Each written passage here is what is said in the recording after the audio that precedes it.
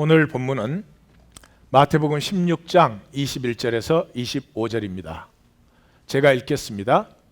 이때로부터 예수 그리스도께서 자기가 예루살렘에 올라가 장로들과 대제사장들과 서기관들에게 많은 고난을 받고 죽임을 당하고 제3일에 살아나야 할 것을 제자들에게 비로소 나타내시니, 종교가 가장 싫어하는 것은 자유한 사람입니다.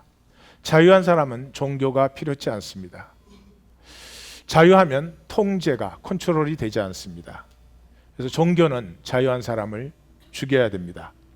베드로가 예수를 붙들고 항변하여 이르되 주여 그리 마옵소서, 이 일이 결코 죽게 미치지 아니하리이다. 베드로가 생각하는 것은 이렇게 많은 사람들이 따르고 있는데 예수님이 자꾸 죽는다 그러면 이 사람들이 다 떨어져 나가지 않을까 하는 걱정을 하고 있습니다. 예수께서 돌이키시며 베드로에게 이르시되 사탄아, 내 뒤로 물러가라. 너는 나를 넘어지게 하는 자로다. 내가 하나님의 일을 생각하지 아니하고 도리어 사람의 일을 생각하는도다. 사람의 일은 잘 통제하는 것입니다. 관리가 적절하게 이루어지는 것입니다.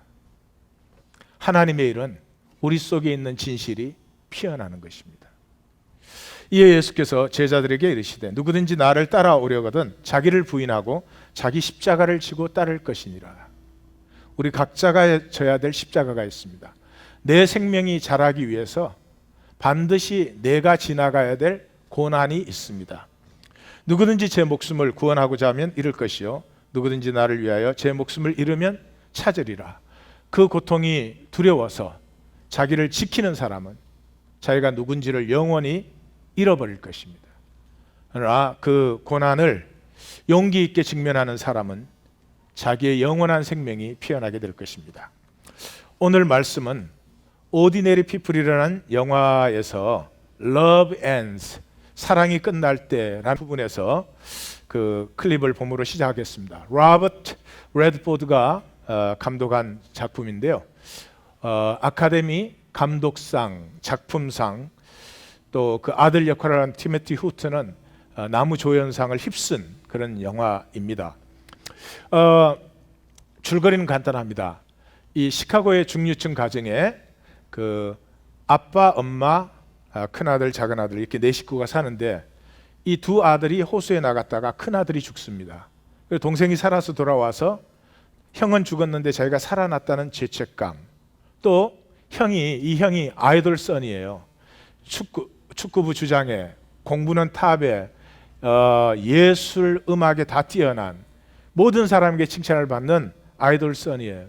그러니까 그 형이 죽고 말썽쟁이인 자기가 살아왔다는 그런 부담감, 이런 것 때문에 자살을 시도하고 또 병원에 들어가서 3개월간 치료를 받습니다. 이런 과정에서 이 엄마는 이 아들이 그 엄마의 사랑을 바랄 때 이 엄마가 그 아들에게 다가가주지를 못합니다. 이유는 뭐냐 그러면 이 엄마에게는 퍼펙트한 픽처가 하나 있었어요.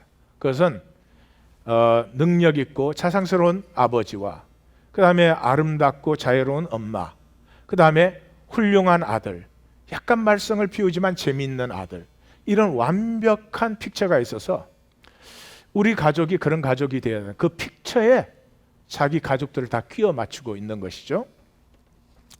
우리는 이렇게까지는 픽처는 없지만 그 픽처에, 내가 만든 픽처에 한 사람 한 사람을 다 끼워 맞추려고 한다는 점에서는 사실은 똑같습니다.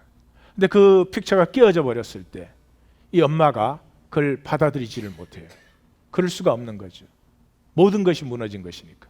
그것을 부인합니다.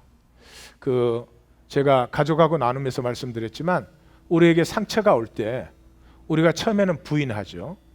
그렇지만 그 상처를 인정하고 슬퍼하고 그 다음에 후회하고 그런 과정을 지나서만 비로소 그것을 내가 받아들일 수 있는 자리에 가는데, 그걸 지나가는, 고통을 지나갈 수 있는 용기가 없기 때문에 대부분의 사람은 내게 일어난 아픔을 부인하는 그 상태에서 영원히 지냅니다. 그러니까 어떤 아픔도 더 이상 받아들일 수가 없게 되는 거죠. 것을 우리의 그것이 평범한 삶입니다. 그래서 ordinary people이에요. 한번 같이 보겠습니다. You are beautiful. And you are unpredictable. But you're so cautious. You're determined, Beth. But you know something? You're not strong. And I don't know if you're really giving. Tell me something. Do you love me? Do you really love me? I feel the way I've always felt about you.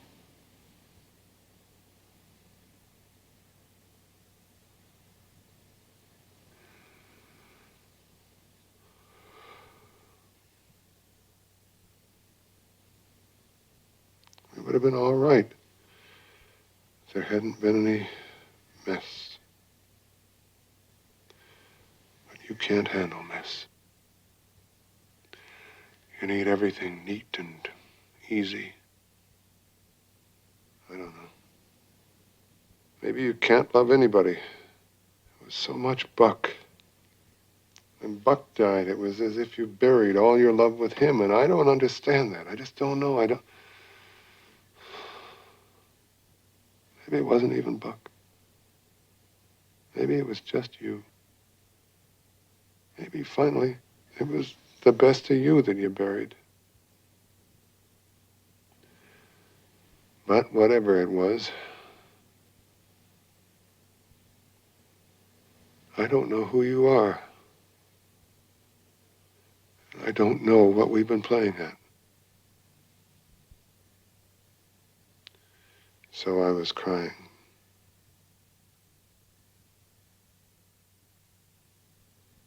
Because I don't know if I love you anymore.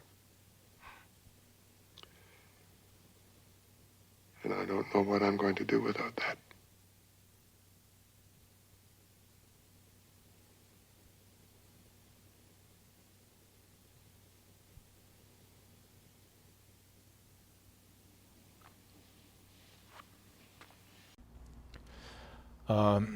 이 장면은요, 이제 그 아들이 돌아왔는데도 아들을 이렇게 가까이 해줄 수 없는 그 엄마의 모습을 확인하고, 영화의 마지막 쪽에서 이 남편이 밤에 홀로 거실에 내려와서 울고 있는 것입니다. 아내가 자다 보니까 남편이 없어서 내려와 보니까 울고 있거든요. 그때 이제 남편이 고백을 합니다. 당신 참 아름다운데 당신의 속을 알 수가 없어. 당신은 언제나 신중하지. 그리고 아주 단호해. 모든 것을 맞고 틀리고로 봅니다. 그리고 모든 것을 맞는 자리에 잘 갖다 놓을 수 있어요. 사실은 속이 약해서 그렇습니다. 당신은 강한 사람은 아니야. 근데 내가 이제 더 이상 알 수 없는 것은 당신이 자신을 열고 나눌 수 있는지, 그런 사람인지 난 모르겠어. 당신이 나한테 한번 말해봐요. 나를 사랑해요? 진정으로 나를 사랑해요? 그때 이렇게 말하죠. 항상 당신에게 느꼈던 느낌 그대로예요. 느낌은 순간순간 새로운 것인데, 당신 좋아하니까 결혼했고 그 마음이 바뀐 적 없어요.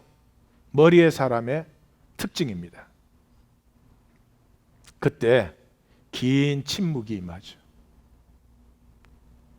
이 남편에게 모든 것이 it becomes so clear. 그래서 말해줍니다.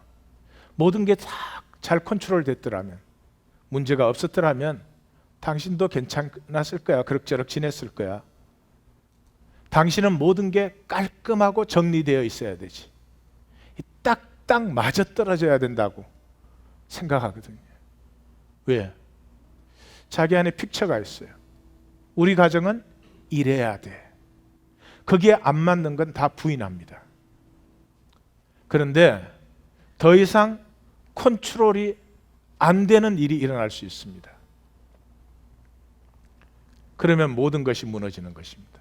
컨트롤이 안 되는 세계는 나의 세계가 아닌 것이죠. 당신은 아무도 사랑하지 못해요. 그냥 열고 나누는 것인데 그게 아니고 컨트롤을 해야 되니까. 그 픽처의 핵심이 누구였어요? 이 자랑스러운 큰아들이었죠. 그 버기 죽자 모든 게 끝난 거죠. 난 정말 이해가 안 돼. 당신 왜 그런지 정말 이해가 안 돼. 사실은 버기 아니고 당신의 픽처가 끝난 것인데 당신은 모든 것을 끝내버렸어. 당신 자신은 여전히 사랑스럽지만 당신은 그것조차도 모르는 사람이야. 근데 그게 아니고 지금 나에게 중요한 것은 난 당신이 누군지, 도대체 그동안 우리가 한 건 무엇인지, 그래서 울고 있는 거야. 난 당신을 사랑했는데 당신이란 사람은 애초부터 사실 없었던 거지. 난 당신을 사랑하는데 이 사랑 없이 나는 앞으로 무엇을 해야 되는 건지 알 수가 없어. 영화사에 길이 남는 명장면 중에 하나입니다. 우리의 모습입니다. 우리의 모습입니다. 사람이 만나서 가난하고 부자고 무슨 큰 상관이 있겠어요? 예? 무슨 성공하고 성공하지 못하고 무슨 큰 상관이 있겠어요? 가슴을 열고 서로를 나누면 얼마나 행복해요. 연애할 때 그러지 않아요? 그냥 둘이 있는 게 좋은 거 아니에요? 비싼 음식 먹어서 좋았어요? 물방울 다이아 받아서 좋았어요? 그러면 되는데 결혼을 하면 픽처를 자기 멋대로 만듭니다. 그 픽처에 상대방이 끼워 맞춰지지 않는다고. 우리는 가족에 대해서 지난 8번 나눈 것을 오늘 총정리를 합니다. 가족의 가장 중요한 것은 체계라는 거죠. Family is a system and every system has type function. 모든 체계는 역기능을 가지고 있어요. 그 역기능을 두 가지로 보겠습니다. 첫 번째가 무의식적 동화입니다. 체계에 들어가면 그 체계에 그냥 한 덩어리가 돼요. 우리 대부분은 한국 사람으로 살았습니다. 한국 사람이 되었죠. Why? Because you try so hard to be a Korean? No. You are born in Korea. You are born in Korean family. So unconsciously, consciously, we all became Korean. 그냥 한국 사람이 된 거 아니에요. 시스템 속에 들어가면 그냥 assimilate 되는 거죠. 그래서 가족은 인과관계가 아닙니다. 아, 이러니까 내가 이렇게 해야 되겠구나. 그런 게 아니에요. 생체적 연결과 교류예요. 그냥 가족의 것은 그냥 스며들어 버리는 거죠. 이게 두 가지가 있습니다. 첫째가 체면이에요. 딱 체계에 들어가는 순간 무엇이 좋은 건지 무엇이 나쁜 건지, 무엇을 보아야 되는 건지 무엇을 보지 않아야 되는지, 무엇을 표현할 수 있는지 무엇을 표현 안 해서는 안 해야 되는지를 그냥 알아요. 그리고 그것이 그냥 스며들어 버려요. 그 체면 속에 들어가는 거죠. 그래서 보아서 안 되는 건 절대로 보지 않는데 자기가 안 보는 줄 모르고 없는 것으로 생각하죠. 그 다음에 주문. 무엇이 허용되고 무엇이 안 되는지 딱 스펠이 있습니다. 딱 그 걸리는 순간에 정확하게 그대로 행동합니다. 저희 집에 그 주문 중에 하나는 저희 아버지가 화가 나시면 그러시는 것입니다. 그러는 순간 누가 말 안 해 다 알아. 기어라. 고개 들었다가는 박살나는 수가 있으니까. 다른 주문도 많죠. 엄마가 부엌에서 한숨을 쉽니다. 그거는 엄마를 위로해야 된다는 뜻입니다. 우리 엄마가 저한테 그렇게 교육 안 시켰어요. 너 학교 갔다 왔을 때 엄마가 부엌에서 한숨 쉬고 있거든. 엄마를 즐겁게 해라. 그렇게 안 했어요. 내가 아는 거죠. 그래서 가족은 좋든 싫든 원하든 원하지 않든 전체가 무의식의 한 덩어리가 됩니다. Families, undifferentiated ego mass. 한 덩어리가 되어버려요. 여기에 참 비극 중에 하나는 뭐냐 그러면 아픔을 소화시키는 법을 모릅니다. 그래서 아픔은, 불행은 반드시 전가시킵니다. 절대로 우리가 일부러 그러는 건 아니죠. 그렇지만 불행은 반드시 전가시킵니다. 부모님이 아픔을 소화할 줄 모르거든요. 아픔이 딱 오면 지금 영화에서 보신 것처럼 딱 부인해버립니다. 그럼 그 아픔이 없어졌습니까? 안 없어졌죠. 아픔이 들어왔을 때 그걸 충분히 아프게 느끼고 소화하면, 사실은 이 세상에서 가장 위대한 능력은 아픔을 소화하는 데서 나옵니다. 김연아 선수가 훈련하는 건 아픈 일이죠. 그걸 기꺼이 감당했기 때문에 그런 결과를 만들어낼 수 있어요. 우리의 생명이 자라는 것도 자기 십자가를 지는 아픈 과정이에요. 그걸 기꺼이 받아들이고 소화를 시키면 엄청난 에너지가 내 안에서 일어나게 되는 것인데, 아픔은 무조건 막고 부인하고 안 느껴요. 그러면 그 아픔은 어디를 가지를 않으니까 어디로 가야 되겠어요? 약한 데로 떠넘겨 버립니다. 약한 데가 어디예요? 부인과 아이들.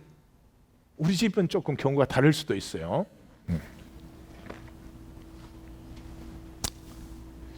다시 한번 말씀드립니다. Holy man is a happy man. 거룩한 사람은 행복한 사람이에요. 행복한 사람은 자유합니다. 악을 도모하지 않습니다. 마음이 열려서 모든 것을 누립니다. 자, 결과는 어떻게 돼요? 이렇게 메스가 되면, 한 덩어리가 되어버리면 상호 의존적이죠.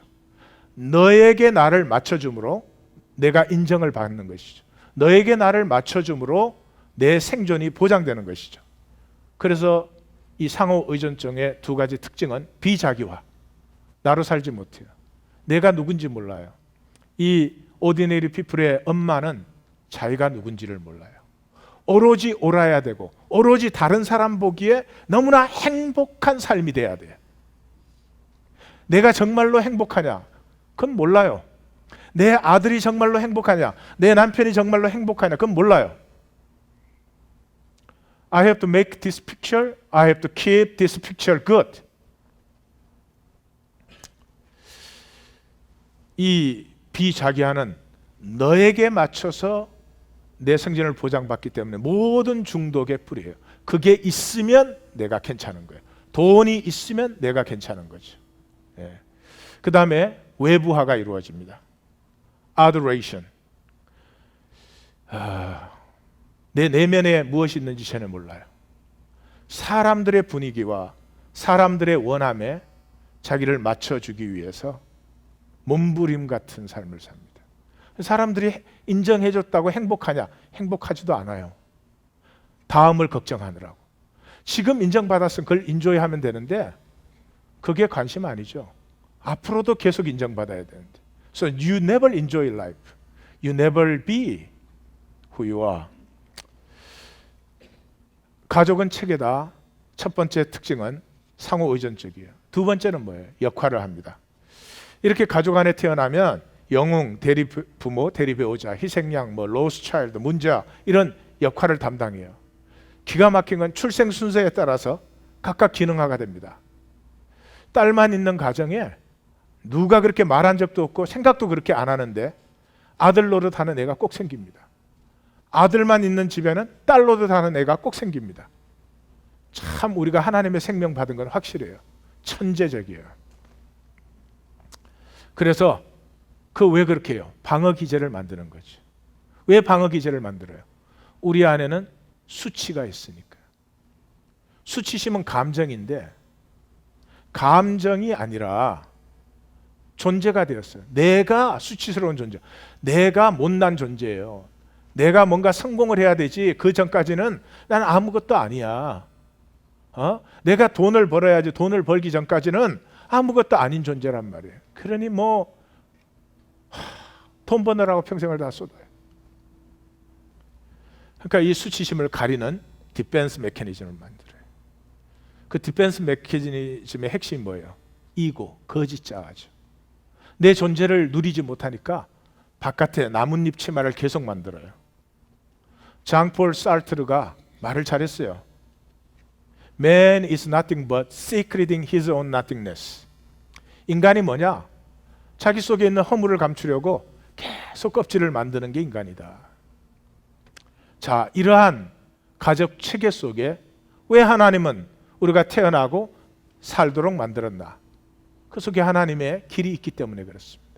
하나님의 목표는 뭐냐? 분화예요, 분화.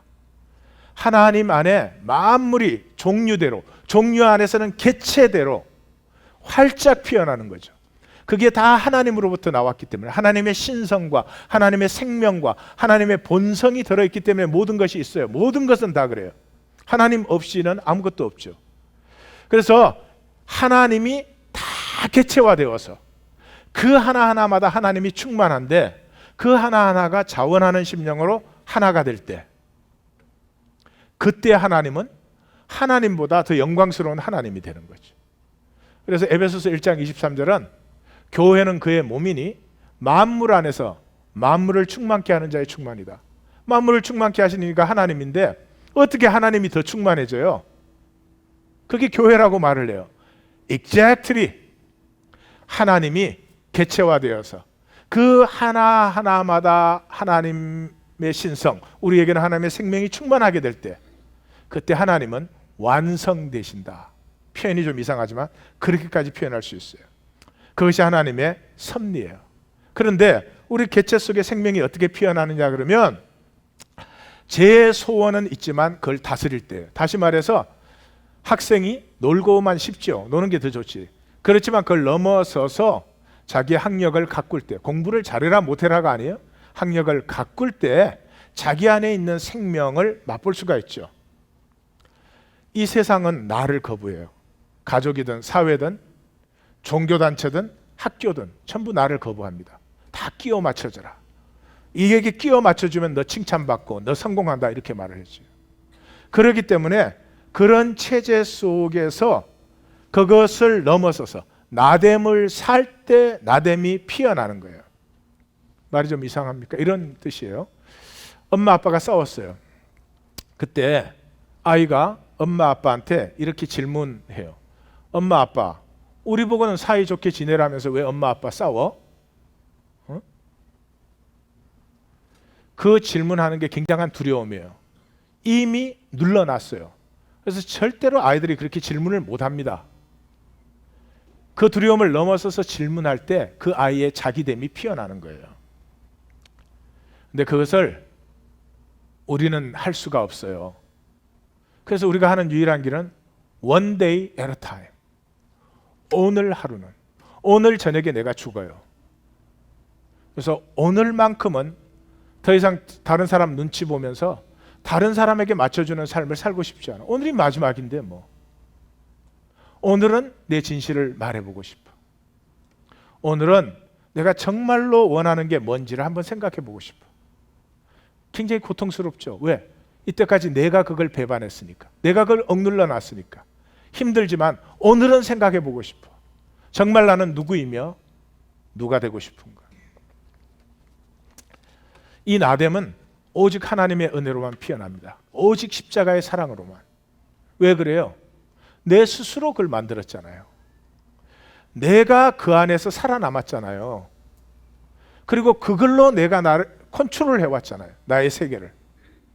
그러니까 이거를 내려놓는 건 이때까지 만들어온 내가 죽는 거죠. 자아가 끝나요. 이고가 끝나요. 그래서 사도 바울의 이 고백을 잘 들어보십시오. 내가 나된 것은 하나님의 은혜로 된 것이니. 은혜로밖에 내가 나될 수 없어요. 내게 주신 그의 은혜가 헛되지 아니하였다. 우리 모두에게 하나님은 똑같은 은혜를 주고 있습니다. 교회를 안 다녀도 주고 있습니다. 그런데 은혜를 헛되게 하고 계십니까? 그 은혜를 누리고 계십니까? 은혜는 딱 한 가지죠. 중심이. 너는 너일 수 있어. 너로 아름답다는 거죠. 너로 사랑스럽다는 거죠. 너가 피어날 때 이 온 지구의 걸 다 합한 것보다 더 가치가 있어. 너는 너이면 돼. 그것을 누리고 계십니까? 이 수많은 하나님의 은혜와 말씀을 들으면서도 여전히 내 거짓 자아가 내 중심이 되어서 컨트롤하고 계십니까? 내가 모든 사도보다 더 많이 수고하였으나 내가 한 것이 아니요. 그래, 정말 열심히 살아온 삶이네. 그러나 내가 했다면 그렇게 될 수는 없어. 은혜를 누린 것이지. 은혜를 누리고 내가 피어날 때 가장 열정적인 삶이 됩니다. 그럼 나됨이라는 게 도대체 뭐냐? 세 가지로 정리를 해봤습니다. 첫째는 자아경계예요. 나됨을 산다, 누린다는 말은 자아경계가 분명하다는 거예요. 그래서 제일 중요한 것은 자아경계가 분명한 사람은 이 문고리가 자기 안에 있는 사람 같아요. 그래서 자기가 열고 싶을 때 열고 자기가 닫고 싶을 때 닫아요. 내가 여는 게 틀린 건지도 몰라요. 그래도 지금은 내가 열 수밖에 없으니까 열어요. 내가 닫을 수밖에 없으니까 닫아요. 맞는 거 좋은 거지만 맞는 거보다 내가 더 중요하거든요. 나는 여전히 연약하고 나는 아직도 부족하고 취약되잖아요. 그래서 내가 어떻게 항상 옳아요? 그렇게 될 때가 오면 기꺼이 또 그렇게 누리겠지만 지금은 뭐가 맞았냐 틀리냐 그게 중요한 게 하나도 아니에요. 그냥 내가 열 수 있을 때 여는 것이고 내가 열고 싶지 않을 때는 닫는 것이죠. 이것이 되려고 하면은 그 존재 안에 믿음이 있어야 됩니다. 믿음이 있어야만 됩니다. 내가 열으라고 압력을 받을 때 안 열면 나는 죽을 거야. 나는 사랑받지 못할 거야. 그 사람 절대로 이집 못하죠. 그래서 이 자아 경계가 약한 사람은 손잡이가 바깥에 달려있는 사람이에요. 바깥에. 그래서 다른 사람이 열고 닫아요. 뭐를 통해서? 선악과를 통해서. 지금 여는 게 오라. 지금 닫는 게 오라. 알았어? 빨리 해. 이렇게 하거든요. 울고 싶은데 울지 마. 왜 울어? 애미가 죽었냐? 이러거든요. 그럼 뚝 그쳐야지. 이 사람 속에는 뭐가 들어있어요? 불신이 들어있죠. 아무것도 믿을 게 없어요. 빨리 맞춰주지 않으면 나는 힘들고 괴로워지는 거지. 참 불쌍한 사람이에요. 아무것도 믿지 못해요. 자신밖에 믿을 게 없다고 생각을 해요. 그러나 사실은 자신을 못 믿는 거죠. 자신일 수가 없는 거죠. 그보다 더 심각한 경우는 이런 경우는 병적인 경우라고 하겠죠. 자아 경계선이 무너져 있는 사람이에요. 마음대로 들락날락해요. 우리 사회에서는 불행하게도 이것은 여성들에게 더 많이 나타납니다. 이 사회는 여성의 존엄성을 인정해 줄 줄 몰라요. 그래서 얼마나 많은 여성들이 성장 과정에서 노해야 될 때 노하지 못해요. 그래서 어뷰스를 받아요. 예스 해야 될 때 예스 하지를 못해가지고 정말 자기가 원하는 건 표현도 못 해봐요. 근데 어른이 되어서도 그렇게 산다면 그건 참 불행한 것이죠. 안타까운 일이에요. 두 번째가 느낄 수 있는 것입니다. 나됨의 두 번째가 느낄 수 있는 것입니다. 지금 여기서 느껴지는 걸 느끼는 거예요. 느껴야만 하는 걸 느끼는 게 아니고 느껴라 하는 걸 느끼는 게 아니고 지금 여기서 내가 느끼는 걸 다른 사람이 느끼는 것과 다를 수도 있어요. 예.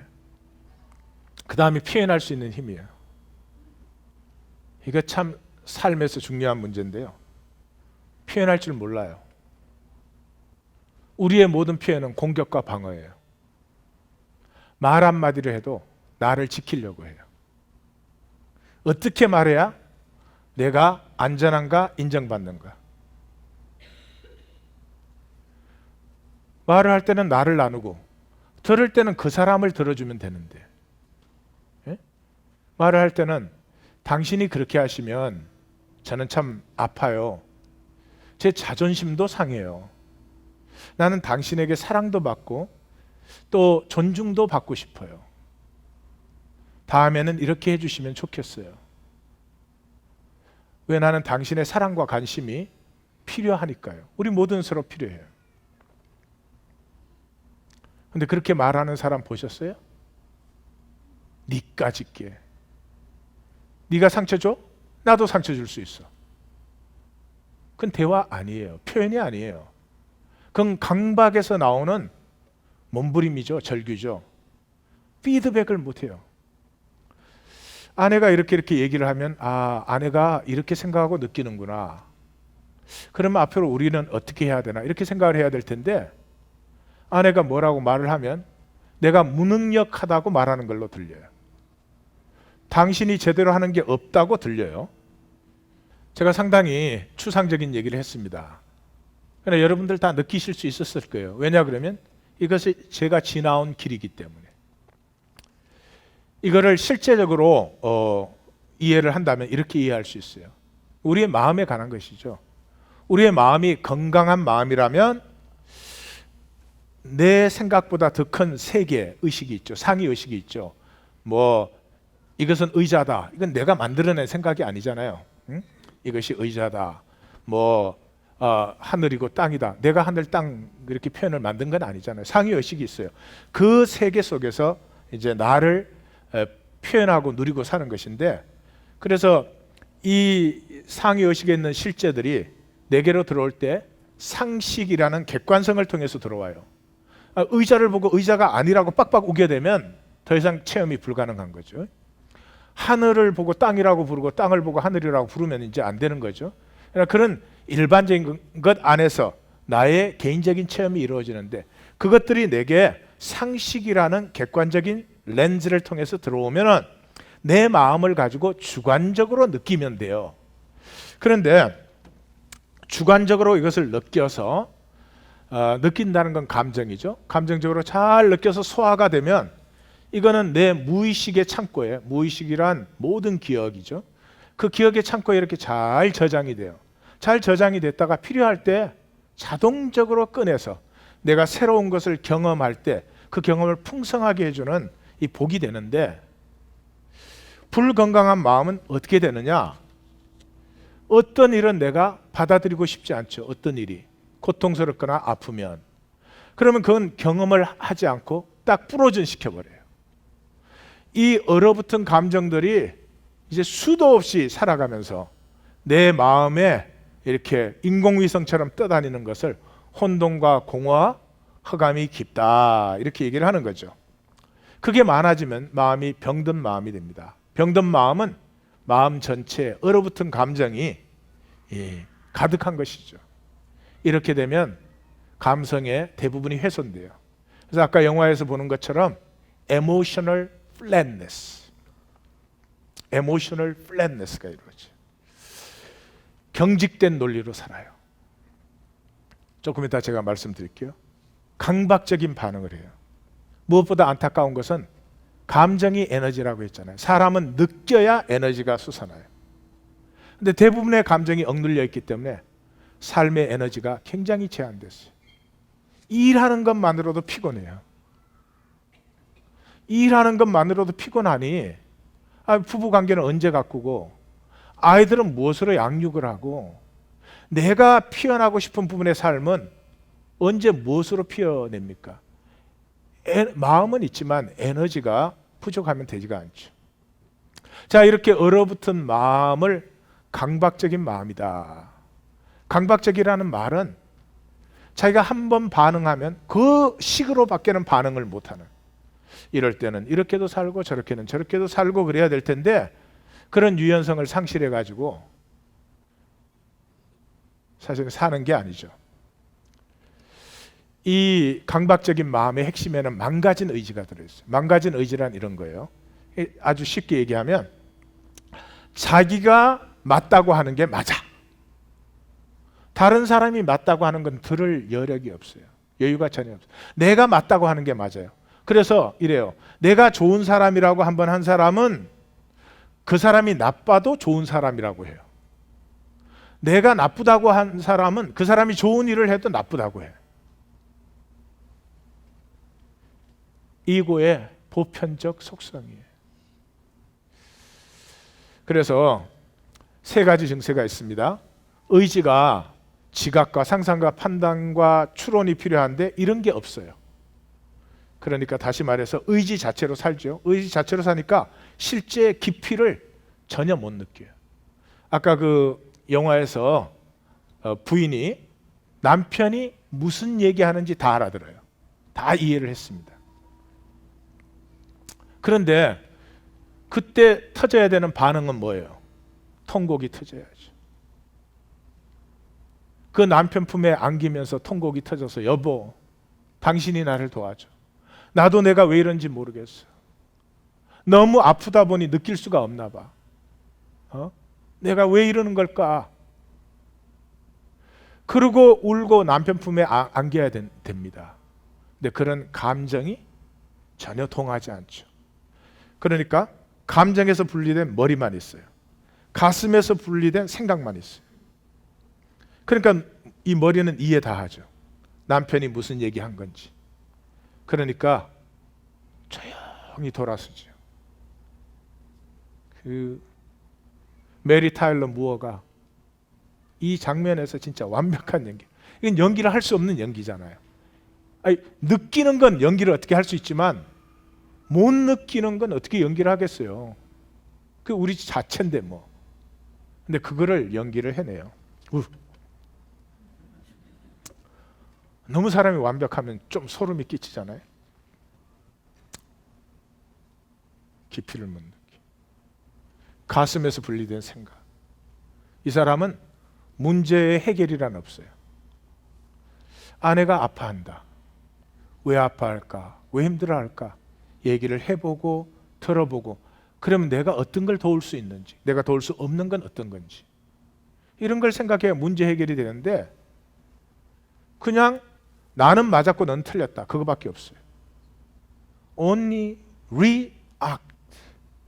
Only overact.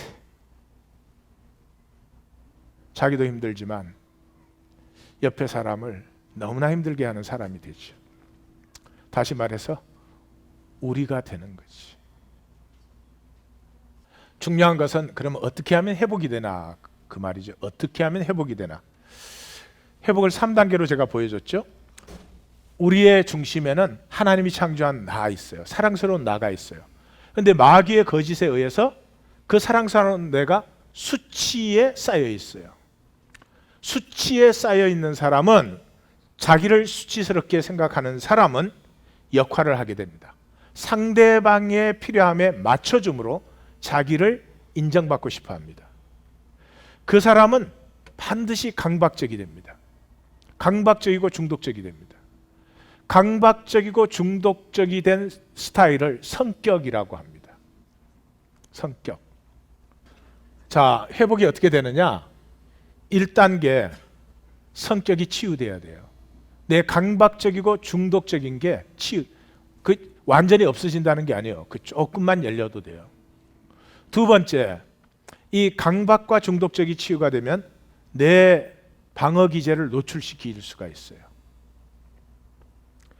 내 방어 기제를 노출시킨다는 말은 내가 내 방어 기제를 의식한다는 말 아니에요. 그것이 시작되면은 내 안에 있는 억눌렀던 수치심을 내가 다시 느낄 수 있어요. 아프죠?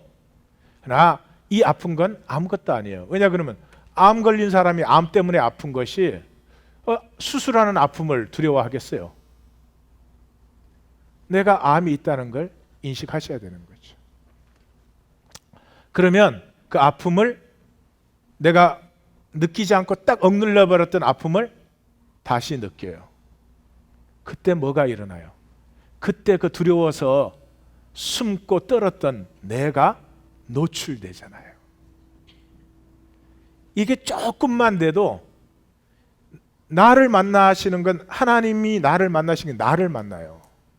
우리가 그렇게 종교생활 열심히 하는데도 하나님 못 만나는 게 뭐예요? 다 하나님 만난 척하는 거지 뭘 하나님을 하나님 만나면 새로워져요. 자유해지고 새로운 삶을 살아요.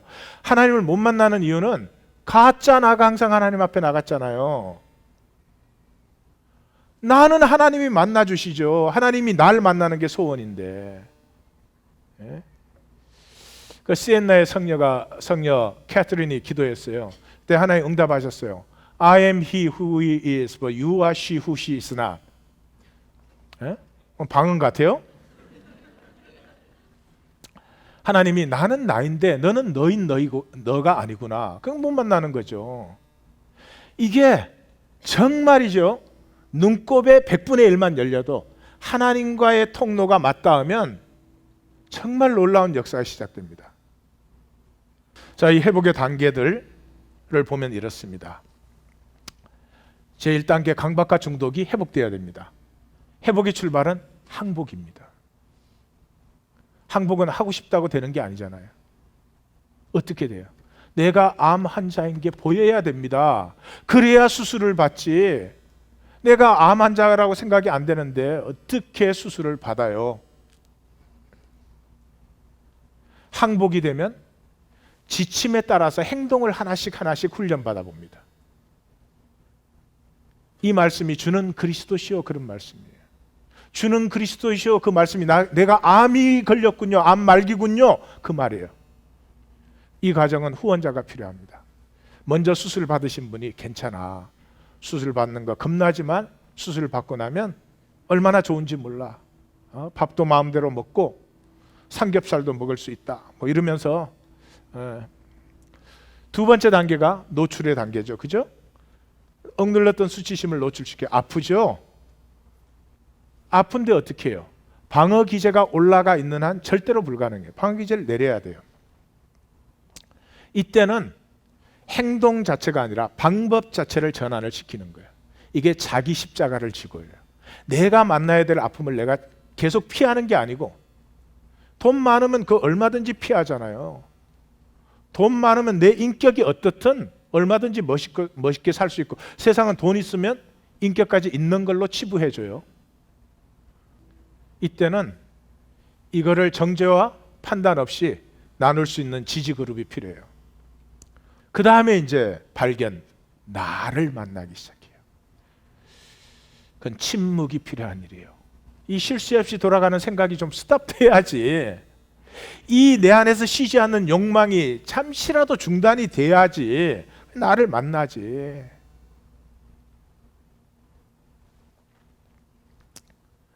홀로 있기. 홀로 있기가 뭐예요? 수많은 사람들과 함께 있어도 그 사람들에게 나를 맞춰주는 게 아니라 그냥 나는 나일 수 있는 것. 그것이 홀로 있기예요. 그 사람이 하나님과 교제를 하죠. 이것이 천하를 얻고도 제 생명을 잃으면 천하를 얻었어. 근데 나는 나 아니야. 가짜야. 그럼 뭐예요? 하나님이 내가 너를 도무지 알지 못하노라. 하나님 모르는 사람이 세상에 어디 있어요? 하나님 모르는 사람 한 가지밖에 없어요. 가짜. 내가 만든 가짜. 그건 하나님 몰라요. 하나님은 어떻게 나를 모를 수가 있어요? 이 시간은 영적인 인도자가 필요합니다. 이렇게 세 단계의 회복이 일어나는데 열쇠가 믿음입니다. 나됨을 누리는 유일한 길이 믿음입니다. 십자가의 사랑의 경험 없이는 절대로 불가능해요. 십자가의 사랑의 경험이 없다는 말은 내가 판단과 정죄 아래에 있는데 어떻게 나대요? 세상에 나가서 나됨 조금만 표현해봐요. 살인당하죠. 근데 그 믿음이 뭐냐는 거죠. 믿음이 열쇠고 믿음이 유일한 길인데 그 믿음이 뭐냐? 믿음은 내면 세계를 누리는 거예요.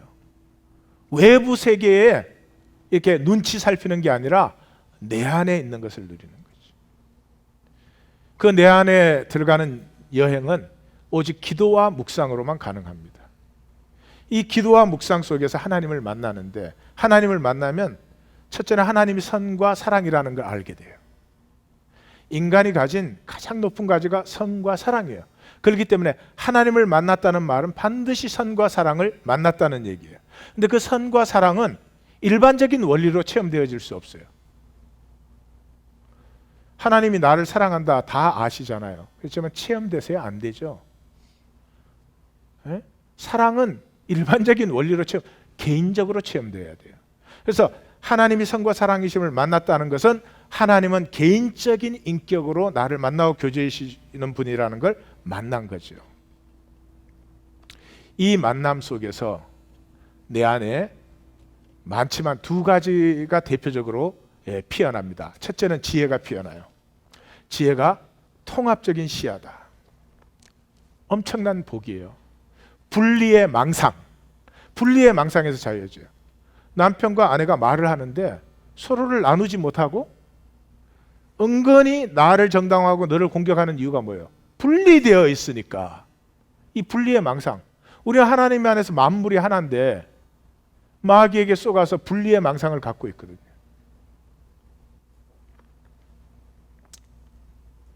이 통합적 시야가 들어오면 알지요. 삶도 죽음도 생명의 한 부분이에요. 삶은 좋은 거고 죽음은 나쁜 거 그런 게 아니에요. 그냥 보여요. 극과 극은 통해요. 내가 미워하는 것도 사실은 내 안에 사랑이 있기 때문이에요. 사랑이 없는데 뭘 미워해요? 극과 극은 통하는 거죠.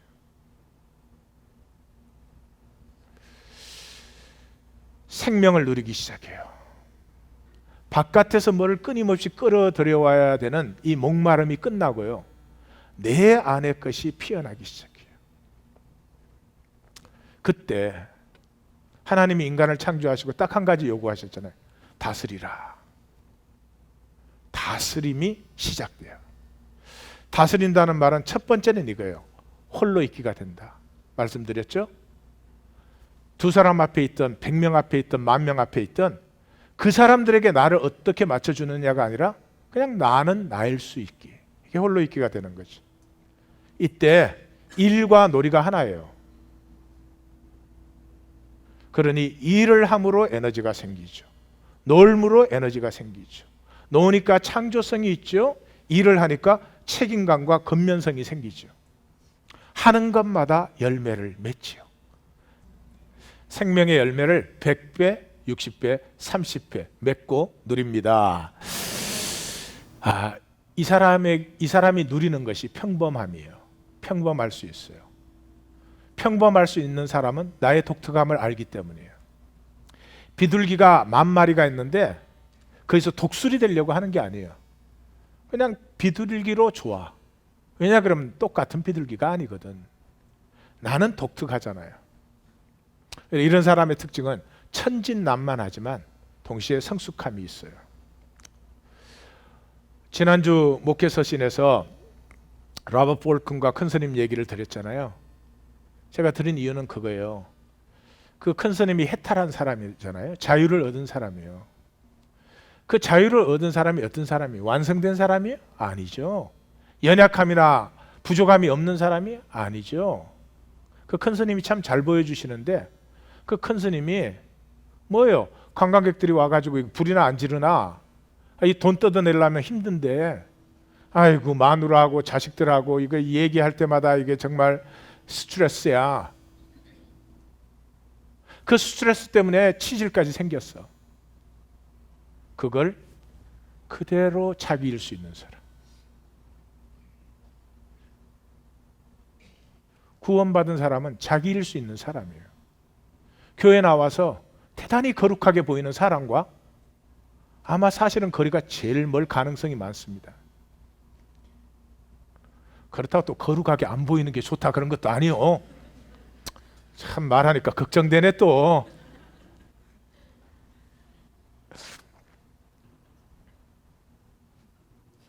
내가 아직 연약해요. 내가 아직은 성숙하지 못해요. 그 나일 수 있는 사람. 하나님 그걸 원하시지? 너는 예수 그리스도 같이 되어라. 물론 at the end. 궁극적으로는 그렇게 돼야죠. 그러나 그 성장의 과정에서 주님은 절대로 우리를 정죄하거나 판단하지 않습니다.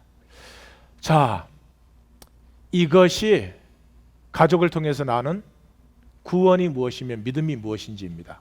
자, 그러면 우리 하나님 교회는 어디로 갈 것인가? 이것이 제일 먼저 목회이기에 적용되어야 될 자리가 교육입니다. 이런 교육을 했으면 좋겠어요. 믿음의 교육. 믿음의 교육이 뭐냐? 길을 살리는 거예요. 흙으로 사람을 만들고 생기를 불어넣었잖아요.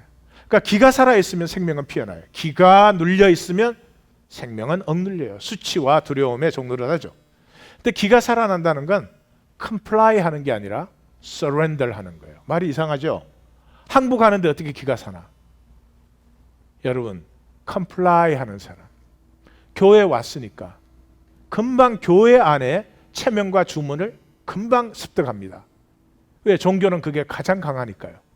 그래서 교회 안에서 어떤 말 하면 안 되는지, 어떤 말 하면 해야 되는지, 어떻게 행동해야 되는지, 어떤 옷을 입어야 되는지 금방 알아요. 거기에 맞춰줍니다. 그 사람은 기가 없어서 그래요. 기가 살아나는 사람은 정당한 권세에 정당한 존중을 드려요. 위에서 찍어 내리면 무조건 굽실굽실하는 게 아니라요. 자기가 생각했을 때 이것은 진정한 권위다. 그럼 그 권위에 순종할 줄 아는 사람이 기가 살아있는 사람이에요. 부모가 건강하면, 부모가 단호한데도 아이들 기가 살아요. 부모가 원리가 무너져 있고, 아이들 보고는 싸우지 말아라 이러면서 자기들은 싸우고, 미워하지 말아라 그러면서 미워하고, 이러면 아이들의 기는 눌리는 정도가 아니라 깨어져 버리죠. 그래서 우리의 교육에 세 가지 하고 싶어요. 첫째, 지지해야 돼요. 생명의 존엄성을 인정하고 소중히 여겨줘요. 그 다음에 상황에 맞게 공개적으로 지지를 해줘야 됩니다. 상황에 맞게. 두 번째, 키가 선택에 있어요. 건강한 의지는 건강한 선택을 할 수 있어요. 그래서 다양한 가능성 중에서 선택하게 하고요. 결과를 반드시 고려해 본 다음에 의지가 망가진 사람은 자기가 선택하고 싶은 걸 그냥 선택해요. 반드시 결과를 고려한 후에 그 다음에 자신의 확신을 따라 자유롭게 선택할 수 있게 해줘요. 이건 삶의 굉장한 능력입니다. 그 다음에 행동하도록 지지해줘요. Just do it. 교회는 행동은 안 하고 말만 제일 많이 하는 데잖아요. 행동하게. 그리고 행동성은 일관 있게 하고 일관성 있게 하고 반드시 책임을 지는 거죠. 결과에 대해서. 두 번째가 중심의 기도를, 주님의 기도를 심는 것이에요. 성도님들, 저를 잘 보십시오. 삶은 중심이 만들어요. 삶은 중심이 만들어요. 중심에 욕심밖에 없는 사람은, 욕심은 눈을 멀게 하잖아요. 하나님은 모든 사람에게 모든 것을 다 주십니다. 빌 게이츠한테만 그런 행운을 주신 거 아닙니다. 모두에게 주십니다. 무슨 뭐 특별한 사람에게만 훌륭한 신앙을 주신 게 아니에요. 모든 사람에게 모든 걸 다 줘요. 근데 내 중심이 내가 보는 걸 결정합니다. 신기하게도 복이 아닌 것만 봐요. 이렇게 말하니까 좀 이상하죠? 남편과 아내 사이를 생각을 해보세요. 서로에게서 복된 걸 보고 계십니까? 복이 아닌 걸 보고 계십니까? 그럼 두말할 것도 없죠. 하나님은 모든 것을 내게 허락하시는데 복이 안 되는 것만 보여요. 그것만을 찾아댕겨요. 삶이 힘들다, 세상에 믿을 게 뭐가 있냐 이러고 막 댕겨요. 자기한테는 그렇지, 그 사람에게는 분명히 삶이 그렇습니다. 내 중심에 하나님의 나라가 임하게 하옵소서. 이게 임하니까요, 잘못된 것 저주가 아니라 복이 보이기 시작해요. 복이 보이니까 믿음이 가동돼요. 복스러운 거니까 그대로 이루어지기를 원하는 마음이 충만하잖아요. 그러니까 음부의 권세가 힘을 잃어요. 그리고 참 이상하지만 내게서 일어나는데도 내게 신기하게 느껴지는 것이, 땅에서 매면 하늘에서 매요. 땅에서 풀면 하늘에서 풀리기 시작해요. 나눔으로 말미암아 100배, 60배, 30배 이루어지는 나눔의 초월성을 체험하기 시작해요. 그래서 삶의 코이노니아가 나타나기 시작해요. 코이노니아란 자기를 열고 나눌 수 있고 상대방이 열고 나눈 걸 받아들일 수 있고 그러므로 함께 있을 수 있고, 이걸 코이노니아라고 그래요. 이게 이루어진 것을 교회라고 그래요. 이게 최고의 복이에요. 왜냐 그러면 분리의 망상이 끝났잖아요. 방어 기제가 내려졌잖아요. 의존증이 사라지기 시작했잖아요. 최고의 복이에요. 그것이 교회를 이루는 것입니다. 우리 하나하나가 가장 자유하고 아름다워지는 모임. 우리 한 사람 한 사람이 각자 자기 은사대로 지체가 되면 돼. 생명의 아름다움이 나타나고 모두가 함께 누리죠. 엄청난 에너지입니다. 내 안에 나는 하나님과 연결이 되는 것이기 때문에 하나님으로부터 솟아나는 무한 에너지가 솟아나기 시작합니다. 생수의 강이. 그리고 유업자의 권세가 누려지기 시작해요. 음부의 권세가 흔들지를 못해요. 그 사람 누가 억누르고 기누르고 그럴 수가 없습니다. 눌리지만 탁 일어섭니다. 땅에서 매면 하늘에서 매고 땅에서 풀면 하늘에서 풀리는 믿음의 역사가 나타나기 시작합니다. 우리 하나님 교회는 반드시 이 자리에 들어갈 줄 믿습니다. 초청합니다. 기도하십시다.